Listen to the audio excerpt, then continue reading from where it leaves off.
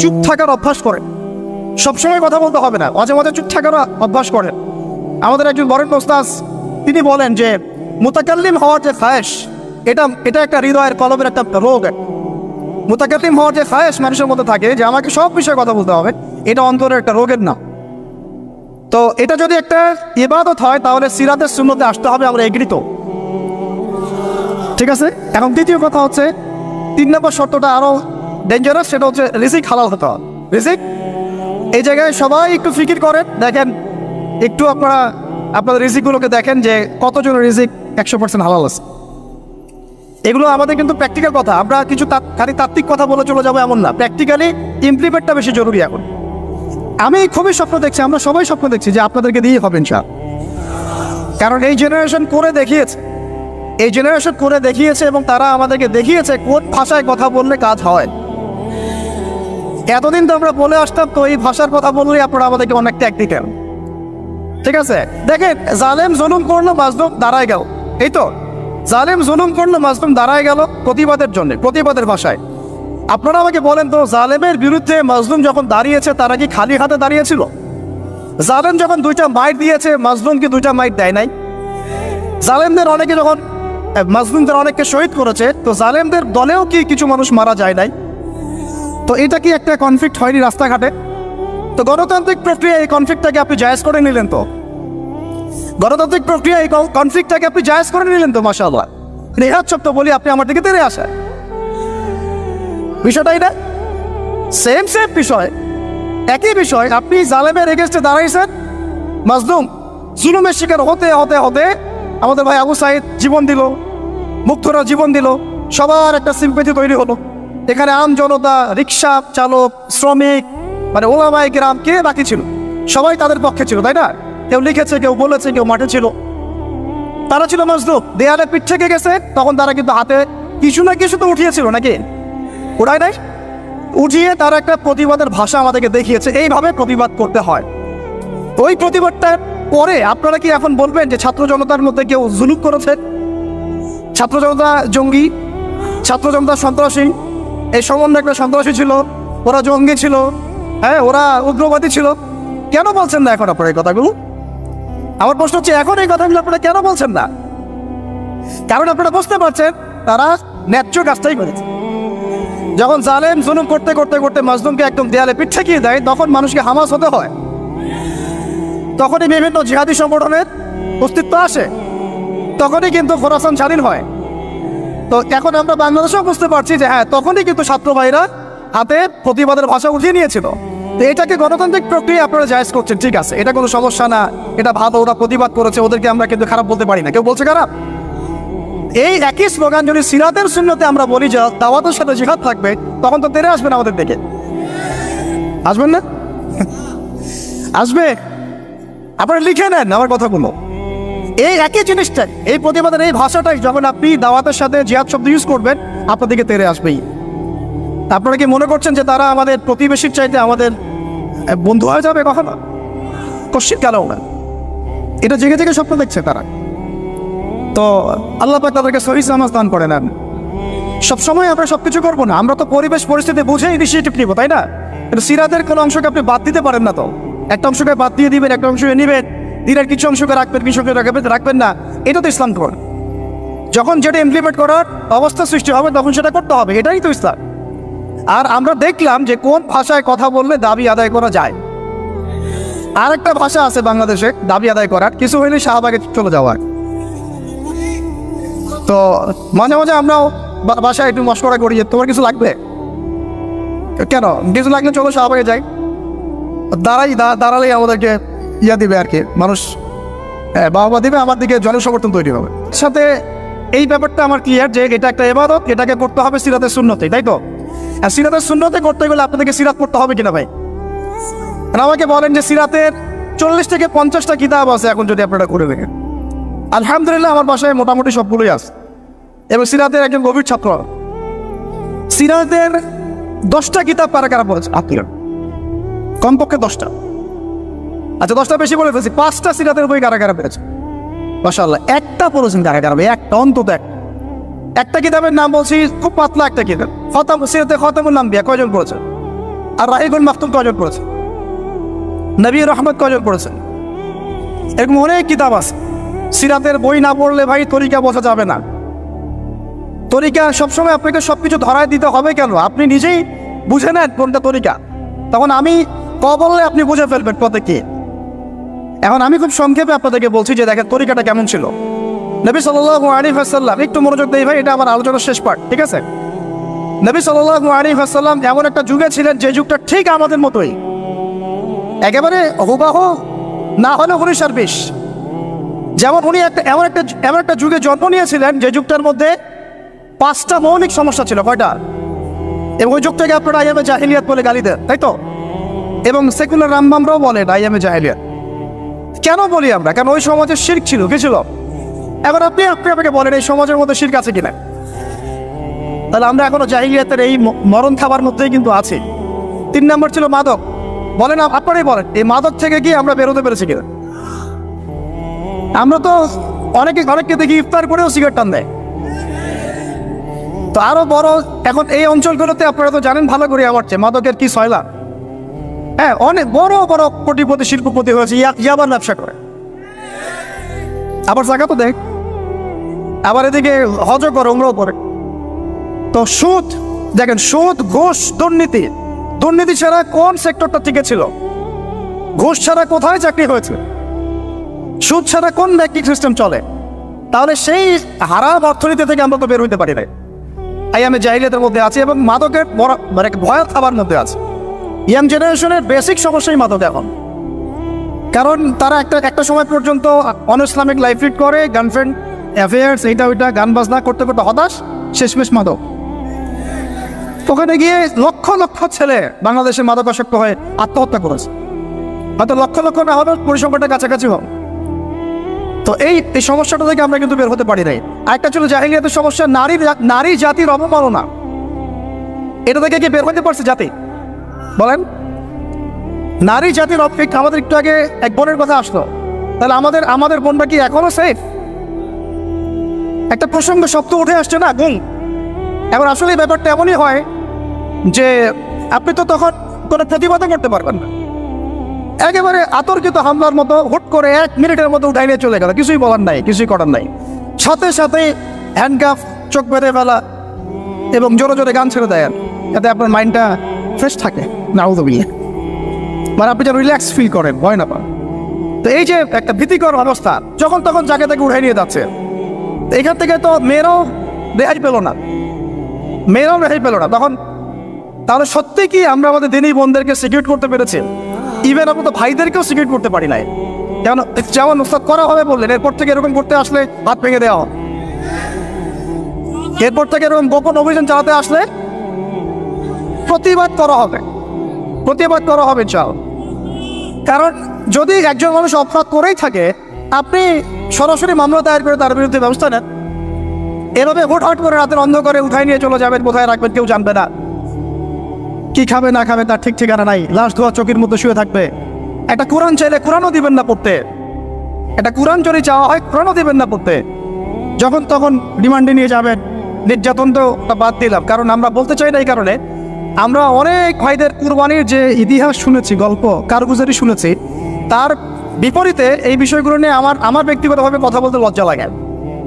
তাদের এত বড় বড় কুরবানি আছে যে আমরা এগুলো নিয়ে কথা বলতে লজ্জা পাই। ঠিক আছে, তো এতটুকু শুধু ইঙ্গিত দেবো যে এগুলোর পিছনে যতটা না এই রাম বাপ আর নাস্তিক মুরতাদেরও দায়ী, তার চেয়ে বেশি দায়ী ছিল এক শ্রেণীর দাড়ি টুপিওয়ালা মানুষ। এতটুকু বললাম, আর কিছু বলতে চাই না। কারণ আমরা চাই কিছু আজাদ পরকালের জন্য থাক। এক কথা হচ্ছে, আমরা কিন্তু আমাদের ভাই বোনদেরকে সিকিউর করতে পারছি না। আমাদের ভাইরা এখনো ওই মাদক আর নারী জাতির অবমাননার মধ্যেই থেকে গেছেন। আর এখন বেহায়াপনা, এই আপনার জেনা, ব্যভিচার, পর্নোগ্রাফি, মেয়েদেরকে অনেকে বলেন জীবন্ত তো এখন দাফন করা হয় না। আমি বলি মেয়েদেরকে এখনো গর্ভে মেরে ফেলা হয়। মেয়েদের প্রতি এখনো সমাজ সেইভাবে সাম্য প্রদর্শন করছে না। অনেক আমাদের মতো মানুষ অনেকে মেয়ে সন্তান হলে মুখটা কালো করে ফেলছে। এগুলো তো ইসলামের শিক্ষা না। তো মেয়েদেরকে অবমাননার জায়গা থেকে বের করতে হবে। তাদের যে শান্তি আর কামিয়াবি, এটা এই সকল পশ্চিমা সভ্যতার এই দর্শনগুলোর মধ্যে নাই। তাদের শান্তি কামিয়াবি আছে শুধুমাত্র কোরআন এবং হাদিসের মধ্যে। এই মেসেজটা আমাদের বোনদেরকে পৌঁছাতে হবে ইনশাআল্লাহ। এবং আমাদের বোনটা কিন্তু অনেক ইমানদার, অনেক শক্ত, যারা ইসলামের পথে ফিরে আসে না, আমরা কিছুটা দেখেছি দূর থেকে, তারা মাশাআল্লাহ অনেক শক্ত মুমিনা হয়, তার ধার কাছে হয়তো আমরা যেতে পারি না, জানেন। এইরকম আপনারা, আমি রিকোয়েস্ট করি আপনাদেরকে যে আপনারা তো বিয়ে শাদী করবেন, শুধু দিনদারিতাকে প্রাধান্য দিয়ে বিয়ে করেন নি, অন্য বিষয়গুলো টেম্পোরারি, আপেক্ষিক, একে হাস দিলে দোয়া করলাম, ঠিক আছে। দিনী বোনদেরকে দিনদারিতার ভিত্তিতে আপনারা আপনাদের সহধর্মিনী বানান, অন্য কোনো বিষয় দেখতে যায় না। হ্যাঁ, থাকলে তো আলহামদুলিল্লাহ ভালো, কিন্তু এটা সবচেয়ে বেশি জরুরি বিষয় না। সবচেয়ে বেশি জরুরি বিষয় দিনদারিতা, পরহেজগারিতা, ঈমান। আল্লাহ পাক আপনাদেরকে সেই রকম মুমিনা নারী আপনাদের তাকদির আল্লাহ পাক নসিব করে নেয়। এরকম মুমিনা নারী পাইলে দেখবেন যে একাই সারা দেশ কাঁপায় ফেলবেন। চাও ইতিহাস আছে, এগুলোর আছে তো নাকি? একটু প্রশংসা করলাম, যদি লাইভে দেখে বাসায় গিয়ে ভালো খাওয়া দাওয়া দিবে আর কি। মাঝে মাঝে তো না খেয়ে বেরোইতে হয়, ঠিক আছে। বড় মুশকিল ভাই, এখন আপনারা ঢুকে নাকি এই লাইফে, তারপরে বুঝবেন ইনশাআল্লাহ, ঠিক আছে। আল্লাহ পাক আপনাদের সবার যেন একটা সালামতির জিন্দেগি দান করে। কিন্তু নারীর অবমাননার ওই জাহিলিয়াত থেকে কিন্তু আমরা বের হইতে পারি না। আর একটা হচ্ছে, এটা আরো মারাত্মক, গোত্রীয় হানাহানি ছিল প্রকট আইয়ামে জাহিলিয়াত, ছিল না? গোত্রীয় হানাহানি একদম প্রকট আকারে ধারণ করা ছিল আইয়ামে জাহিলিয়াতে। আমাকে বলেন, এইটা এখনকার বিশ্বে বা দেশে কি বাদ হয়েছে কিনা? এখন এটা পলিটিক্যাল হানাহানিতে রূপ নেয় নাই, বৈশ্বিক হানাহানিতে রূপ নিছে না? তাহলে ওই যুগে, যে যুগে নবী সাল্লাল্লাহু আলাইহি ওয়াসাল্লামকে আল্লাহ পাক পাঠিয়েছেন, সেই যুগে যে জাহিলিয়াতগুলো ছিল, এখন গ্লোবাল পার্সপেক্টিভে এই জাহিলিয়াতগুলো এখনো আছে, বরং তার চেয়ে আরো বড় মাত্রায় আছে। তখন সুদ ছিল একটা নির্দিষ্ট জায়গায়, এখন ওয়ার্ল্ড ওয়াইড। তখন আপনার জেনা ছিল একটা নির্দিষ্ট জায়গায়, নির্দিষ্ট পরিসরে, এখন পর্নোগ্রাফি দিয়ে একেবারে ফোনে ফোনে। এই ফোনের ওজন কম, কিন্তু কিয়ামতের মাঠে এর ওজন বোঝানো খুব কঠিন হবে। এই ফোনের ওজনটা কম, কিন্তু কিয়ামতের মাঠে এই ফোনের গুনাহের জবাব দেওয়ার যে বিচার, এটা অনেক কঠিন হবে। আল্লাহ পাক আমাদেরকে তাকওয়া অবলম্বন করার তৌফিক দান করে। বিনা প্রয়োজনে ইউজ করবেন, আপনার যতটুকু প্রয়োজন এতটুকু। এখন এই জাহেলিয়াতের সমাজে আল্লাহ পাক এমন একজন মহামানবকে পাঠালেন, একটু কনসেন্ট্রেট করেন, এমন একজন মহামানবকে আল্লাহ পাক এই জাহেলিয়াতের সমাজে পাঠালেন, আইয়ামে জাহেলিয়াতে, মানে আবু জেহেলের যুগে, যিনি মাত্র 23 বছরের ব্যবধানে, কত বছর? মাত্র 23টা বছর দিন রাত অক্লান্ত পরিশ্রম করে ওই জাহেলিয়াতে পূর্ণ সমাজটাকে একেবারে পুরা ইউটার্ন করে একটা আলোকিত সমাজে প্রতিষ্ঠা করে দিয়ে চলে গেলেন। সুবহানাল্লাহ। কত বছর? তিনি কি প্রথমে একা ছিলেন না দুইজন ছিলেন বলেন? আল্লাহ আছেন তার সাথে, ওহী আসছে, এবং তিনি কিন্তু একজন দিয়ে দাওয়াত শুরু করেছেন। তিনি মানে হেরা গুহায় কি করতেন? নবী সাল্লাল্লাহু আলাইহি ওয়াসাল্লাম হেরা গুহায় চিন্তা করতেন কিভাবে এই জাহিলিয়াতে পূর্ণ সমাজটাকে পরিবর্তন করা যায়। আল্লাহকে ডাকতেন, আল্লাহ পথ দেখাও। তিনি তো নবী, আগে থেকেই নবী। তখন আল্লাহ রাব্বুল আলামিন তার কাছে ওহী করলেন। প্রথম ওহীটাই কি আপনারা বলেন? সূরা আলাকের প্রথম 5টা আয়াত, তাই না? এখানে প্রথম শব্দটা কি? পড়ুন। এই যে পড়তে বলা হয়েছে, আপনাদেরকে পড়তে হবে। ফ্যান্টাসি দিয়ে, গরম গরম বক্তব্য দিয়ে, শুধুমাত্র স্লোগান দিয়ে কিন্তু দিন কায়েম হবে না ভাই। আমি আবার বলছি, গভীর এলেমেন্টাল করতে হবে। চল, প্রথম কথা ইকরা, আপনি পড়ুন। এখানে ইকরা বলার কারণ কি? তখন তো শিরক ছিল। আল্লাহ পাক বলতে পারতেন তুমি শিরক করো না, মূর্তি পূজা করো না। হ্যাঁ, সমাজে নারী মেয়েদেরকে জীবন্ত কবর দেওয়া হচ্ছে, বন্ধ করতে বলো। কোনো কথা আল্লাহ পাক আগে বলেন নাই, বলেছেন ইকরা বিসমি রাব্বিকাল্লাযী খালাক, পড়ুন আপনার সেই রবের নামে যিনি আপনাকে সৃষ্টি করেছে। তার মানে যে জ্ঞান আপনাকে আল্লাহর দিকে নিয়ে যায় সেটাই জ্ঞান, আর যেটা আল্লাহ থেকে দূরে সরায় সেটা কি? তাহলে জাহেলিয়া। এখনকার শিক্ষা ব্যবস্থাকে আল্লাহর দিকে নিয়ে যাচ্ছে আমাদেরকে, তাহলে এটা কি হচ্ছে? তাহলে জ্ঞান না জাহেলিয়াত? সহজ কথা, সিরাতের আলোকে, খালাকানি হুসাইন বিন আলাক, যিনি মানুষকে আলাক দিয়ে সৃষ্টি করেছেন। ইকরা ওয়া রাব্বুকাল আকরাম আল্লাযী আল্লামা বিল কলম। দেখেন, আমাদেরকে আল্লাহ পাক জ্ঞান শিক্ষা দিয়েছেন কলম দিয়ে। ওয়া আল্লামা আদama আসমা কুল্লাহা, আল্লাহ পাক আদম আলাইহিস সালামকে সমস্ত নাম শিক্ষা দিয়েছেন। আমরা সৃষ্টিগতভাবে জ্ঞানী ছিলাম না, আল্লাহ আমাদেরকে জ্ঞান দান করেছেন। সুবহানাল্লাহ। এবং সেই জ্ঞানের বদৌলতেই আমাদের পিতাকে আল্লাহ পাক সিজদা করিয়েছেন আপনার ফেরেশতাদেরকে দিয়ে। সুবহানাল্লাহ। আমরা তার সন্তান। আমাদের আব্বাজানকে, মানে আদম আলাইহিস সালামকে আল্লাহ পাক বলেছেন খলিফা। আল্লাহ পাক বলেন নাই যে আমি পৃথিবীতে ইন্নী জাইলুন ফিল আরদি খলিফা, এটা আল্লাহ পাক বলেছেন। আল্লাহ পাক এটা বলেন নাই আমি পৃথিবীতে মানুষ পাঠাতে চাই, পৃথিবীতে আমি নতুন কোনো প্রাণী বা মাখলুক পাঠাতে চাই, এমনটা আল্লাহ পাক বলেন না। আল্লাহ বলছেন আমাদের পিতাকে খলিফা, খলিফা মানে যিনি জমিনে আল্লাহর বিধান প্রতিষ্ঠা করেন। ঠিক যেমন দাউদ আলাইহিস সালামকে আল্লাহ পাক বলেছেন, ইয়া দাউদ ইন্না জাআলনাকা খলিফাতান ফিল আরদ ফাহকুম বাইনান নাসি বিল হক ওয়া লা তাত্তাবি'ল হাওয়া ইউদিল্লাকা আন সাবিলিল্লাহ। হে দাউদ, আমি তোমাকে পৃথিবীতে আমার খলিফা করেছি, তোমার কাজ পৃথিবীতে ইনসাফ প্রতিষ্ঠা করা, হক প্রতিষ্ঠা করা। হকের মানদণ্ড কি? আল্লাহ পাকের ওহী, আল্লাহর ওহী দিয়ে তুমি মানুষের মাঝে বিচার ফয়সালা করবা, এটাই হলো হক প্রতিষ্ঠা করা। যদি না করো, প্রবৃত্তির তাড়না অনুসরণ করো, মানে মানব রচিত বিধান অনুসরণ করো, তাহলে ইউদিল্লাকা আন সাবিলিল্লাহ, আল্লাহর রাস্তা থেকে এটা তোমাকে সরাই নিয়ে যাও। বলেন না, আমরা এখন খলিফা শব্দটাই ভুলে গেছি, আর খলিফা থেকে যে খিলাফা আসছে এই শব্দ বলতেও ভয় পাচ্ছে। বাংলাদেশের ইয়াং জেনারেশন এখন যারা মানে ইসলাম প্র্যাকটিস করছে, তাদের অনেকেও নামাজ, রোজা, হজ, জাকাত এই শব্দগুলোকে যেভাবে রিসিভ করেন, শরিয়া, ইমারা, খিলাফা রিসিভ করতে পারেন। কারণ এর ব্যর্থতার দায় আমাকে নিজের উপর নিতে হবে। কারণ আমি হয়তো বিগত 5 বছরে তাকে এই শব্দগুলো শোনাতে পারি নাই। বিগত 5 বছরের সব লেকচারগুলো ঘটেন আপনারা, সব ওয়াজ মাহফিলের দেখেন কয়টা লেকচারে, কয়টা ওয়াজে এই কথাগুলো, সামগ্রিক দাওয়ার কথাগুলো আছে। তাহলে মানুষ জানবে কীভাবে? তো নবী সাল্লাল্লাহু আলাইহি ওয়াসাল্লামের কাছে প্রথম ওহী আসছে পড়াশোনা কেন্দ্রিক। ভাই, আমাদেরকে পড়াশোনা করতে হবে। আর এই পড়াশোনার জন্য এই মেলা, বই, যে আয়োজনগুলো হচ্ছে, এগুলো কিন্তু আমাদের পড়াশোনার জন্যে। আসলাম, বই কিনলাম, চলে গেলাম, এটা না। আপনাকে একটা সিলেবাস মেনটেন করে পড়তে হবে, একটা সিলেবাস মেনটেন করে পড়াশোনা করতে হবে। তাও একা একা না, ওস্তাদের সহবতে। এটা অনেক ইম্পর্টেন্ট পয়েন্ট। মাথার উপরে মুরব্বী রাখা, বড় বড় ওলামায়ে কেরাম রাখা, নিজেকে মুরব্বী না ভাবা। বহু তুল্লাব এবং বহু আলেম পর্যন্ত নিজেকে শুধু মুরব্বী ভাবার কারণে আর তাদের মাথার উপর থেকে মুরব্বীকে সরিয়ে দেওয়ার কারণে মুহূর্তের মধ্যেই বদভস্ত হয়ে গেছে। এই কলমের পোশাকের পবিত্রতা কয়জন আছে বুকে হাত দিয়ে কে বলতে পারে? কার কলমে জিনার অপবিত্রতা নাই? কার কলমে এই হিংসার অপবিত্রতা নাই? গীবতের অপবিত্রতা নাই? তহমতের অপবিত্রতা নাই? মানুষের সম্মান হানির অপবিত্রতা নাই? ইভেন আমরা যারা অনেক সময় দিনের রিপ্রেজেন্টেটিভ হয়ে আছি, তাদেরও কলম দূষিত হয়ে আছে অনেক সময়।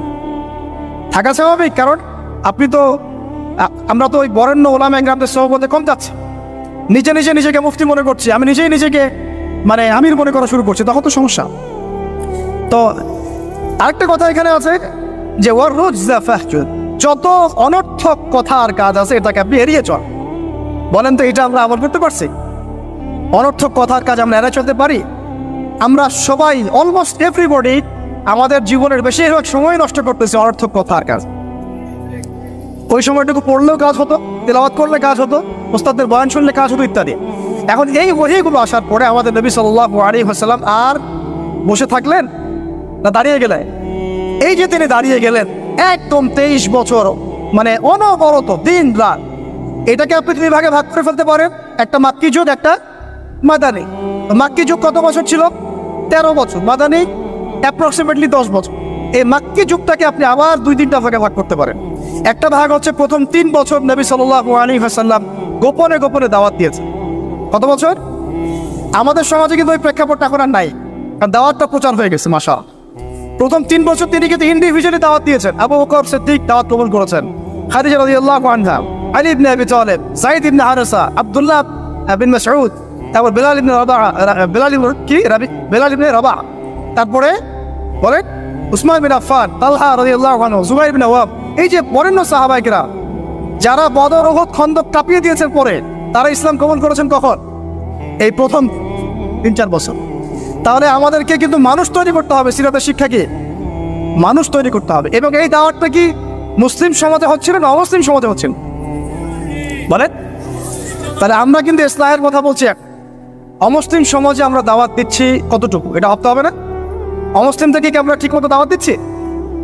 এই যে আপনাদের পার্বত্য অঞ্চলে পুরো জায়গাটা কিন্তু অমুসলিম অধ্যুষিত, আমাদেরকে ওদেরকে দাওয়াত দিতে হবে, ওদেরকে দাওয়াত দিতে হবে। কে জানে তাদের মধ্য থেকে আনসারী সাহাবী বের হতে পারে, কে জানে তাদের মধ্য থেকে উমর ইবনে খাত্তাব বের হতে পারে, আমার যারা যা খেদমত হচ্ছে না তার দ্বারা সেটা হতে পারে। তাই দাওয়াতটা সাম্প্রদায়িক করবো না, দাওয়াতটা আমরা সবার মাঝখানে ছড়াবো ইনশাআল্লাহ। এটা কিন্তু সিরাতের শিক্ষা। তার মানে মুসলিম অমুসলিম সবাইকে দাওয়াত দিব।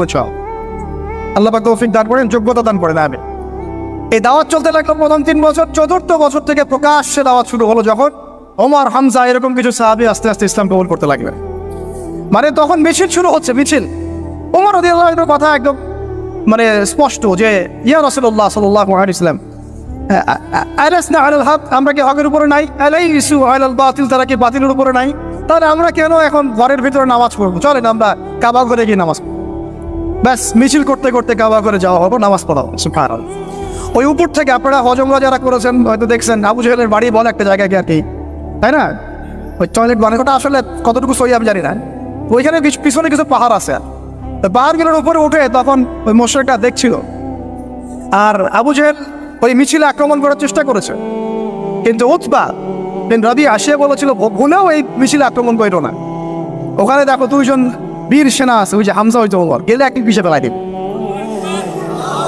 তো এখন আমরা চাই আমাদের ভাইদের মধ্যে হামজা আর ওমর উঠে আসুক, তখন আরো প্রকাশ্যে কথা হবে। চাও এটা একটা মানে স্ট্র্যাটেজি আর কি। যখন আপনার কাছে মানে শক্তিশালী কিছু মানুষ থাকবে তখন কিন্তু দাওয়াতটাও আরো বড় পরিসরে হয়, স্বাভাবিক।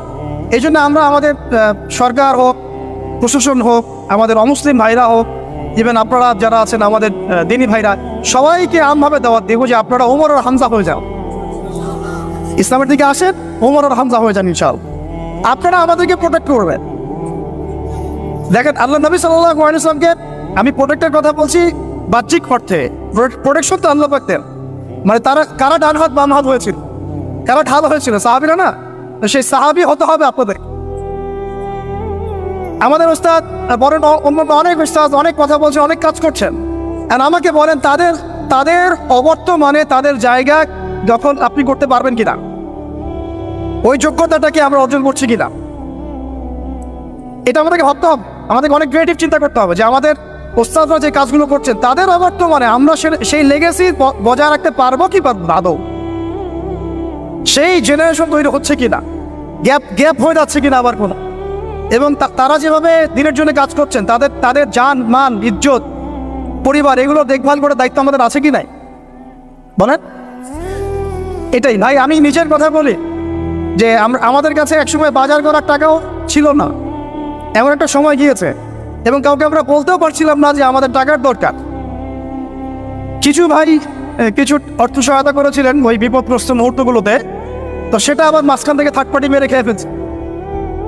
এখন আমি একটা কথা বলি, আমরা দাওয়াতের কাজ করব, আমরা শরিয়ার প্রতিষ্ঠার চেষ্টা করব, ঠিক আছে, ওলামা ইকরামরা করবেন, আপনাদের ঊর্ধ্বতন নেতা যারা তারা করবেন, কিন্তু তাদের জান, তাদের মাল, তাদের পরিবার, তাদের আহাল, তাদের ভরণ পোষণ, এই বিষয়গুলো দেখার দায়িত্ব কি আমাদের নাই আদৌ?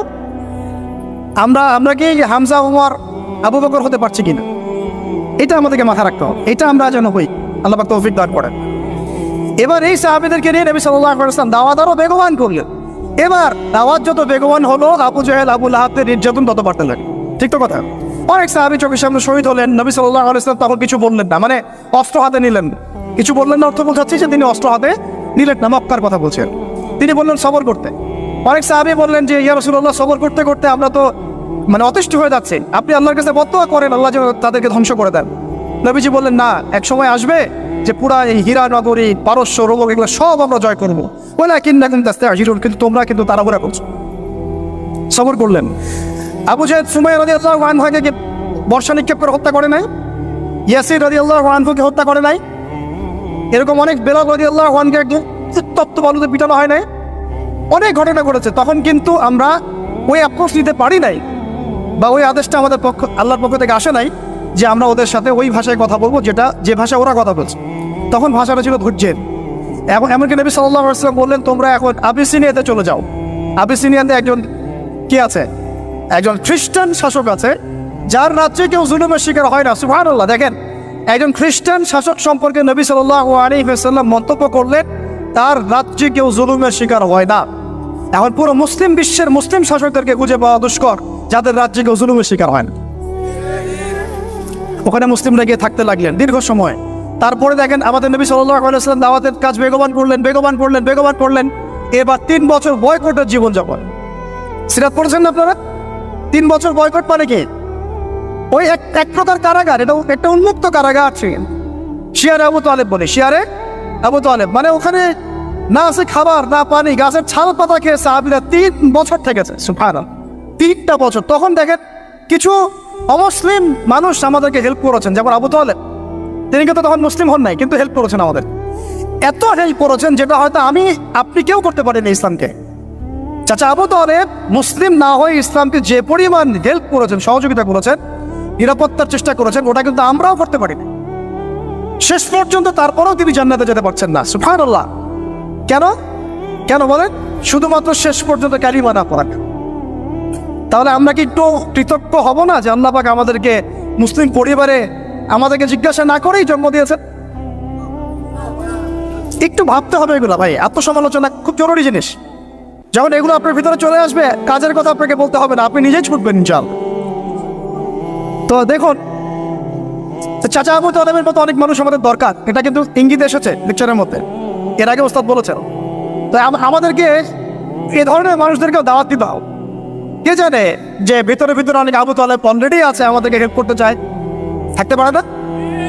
দাওয়াত বেগমান করতে হবে, সর্বমহলে দাওয়াত। আল্লাহ পাক বোঝার তৌফিক দান করেন। আপনারা তো দিন কায়েম করতে চান, তাই না? কার হাতে বায়াত করেছেন? হ্যাঁ, মুরব্বী কে আপনার? প্রশ্ন আছে অনেক। জামাই মারার কথা বলছি না আমরা, এখানে অনেক চিহ্ন আছে। এখানে আমি এটা ফিকহি মাসালা যেটা যাচ্ছি না, যেটা কতটুকু জায়েজ না জায়েজ বা ফরজ ওয়াজিব সুন্নাত মুস্তাহাব, এটা না। দেখেন আমরা দাড়ি কেউ কেটে ফেলি না, এটি হ্যাঁ। আমরা কি দস্তরখানা ছাড়া খাওয়া দাওয়া করি? কেউ করি না, কিন্তু মেসওয়াক সবাই করি। তো এখন আপনি এত এত গুরুত্বের সাথে মেসওয়াক করেন কেন? এত গুরুত্বের সাথে আপনি সুন্নাহগুলো রাখেন কেন?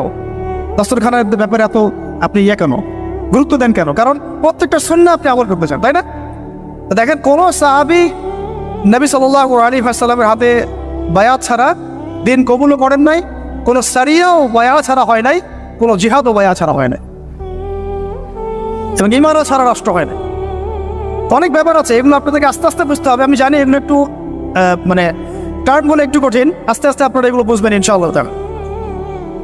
আল্লাহ পাক আপনাদেরকে বোঝার তৌফিক দান করুন। দেখেন, ওই বিষয়টা না থাকলে, আল্লাহকে সাক্ষী রেখে যখন সাহাবীরা নবী সাল্লাল্লাহু আলাইহি ওয়াসাল্লামের হাতে হাত রেখে বায়াত করেছেন যে আপনি মদিনায় আসেন, আমরা যেভাবে আমাদের স্ত্রী সন্তানদেরকে নিরাপত্তা দেই, আপনাকেও দিব, আপনার সাহাবীদেরকেও দিব। তারপরে নবীজি বলেছেন যে যদি তোমরা না পারো তাহলে আগেই বলে দাও, ঠিক আছে? এটা যদি না পারো আগেই বলে দাও।